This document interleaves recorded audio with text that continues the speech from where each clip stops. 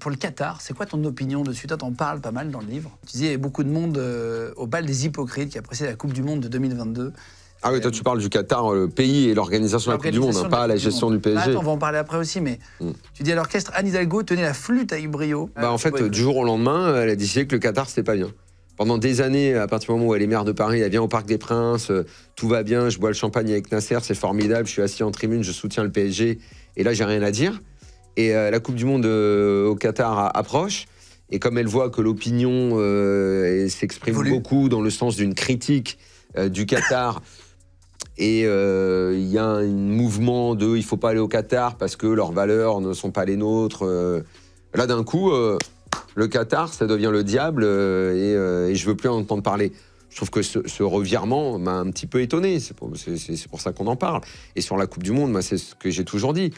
Et d'ailleurs, j'ai pris position, ça m'a valu une tonne d'insultes. J'ai pris position... et de façon assez prononcée sur l'affaire du maillot de lutte contre l'homophobie, où je ne comprends pas qu'on refuse de le porter pour des raisons et des convictions religieuses, parce qu'on est en France, et qu'en France, nos valeurs, c'est de ne pas accepter une discrimination, quelle qu'elle soit, et là, en l'occurrence, c'était un maillot de lutte contre l'homophobie. Donc là, je prends position ferme, mais en revanche, pour ce qui était de porter le brassard au Qatar, je voyais pas, j'avais pas envie qu'on fasse de la politique internationale et qu'on aille donner des leçons qui en plus n'auraient servi strictement à rien et qu'on aille leur donner des leçons de valeur sur ce qu'ils doivent faire, sur ce qu'ils doivent penser. D'abord, je ne crois pas que ça aurait servi à quoi que ce soit. On a le droit de considérer, moi j'y suis allé au Qatar, je n'ai pas vu toutes les horreurs qu'on m'avait dit que je verrais.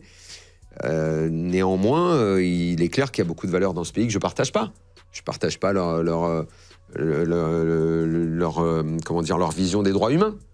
Mais quand je vais arriver là-bas, moi, je ne vais pas leur dire, les gars, là, dis donc, là, vous allez me mettre une démocratie en place tout de suite, là. Un homo, il a le droit de se balader dans la rue. Tu sais, je suis qui, moi, pour aller leur dire un truc pareil? Donc, je vais pas aller mettre des pressions.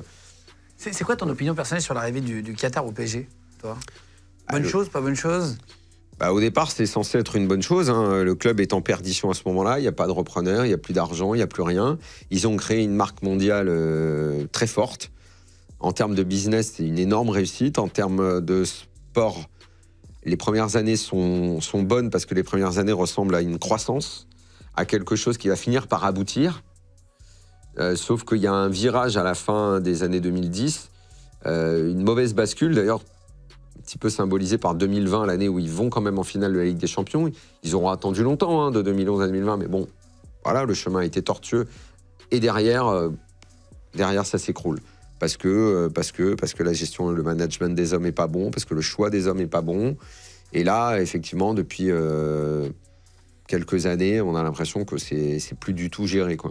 Alors que les premières années, clairement, ils installent le PSG comme un top 10 européen. Même si tu perds en quart de finale, même si tu perds... T'es un type de sommet. Le problème, c'est pas tant de perdre. On peut perdre en sport. Le problème, c'est quand tu perds de façon ridicule et que tes joueurs te respectent pas, que tes joueurs respectent pas le public, que tes joueurs ont toujours l'impression que c'est mieux ailleurs que chez toi. Ah, ça va, quoi. Au bout d'un moment, toi, tu fais un dîner chez toi, t'invites des gens régulièrement et à chaque fois, ils te font chier en disant « Putain, la semaine dernière, je mangeais chez l'autre, c'était vachement meilleur que ta merde. Hein. » Au bout d'un moment, je pense que tu vas en avoir marre. T'auras plus envie de l'inviter, le gars.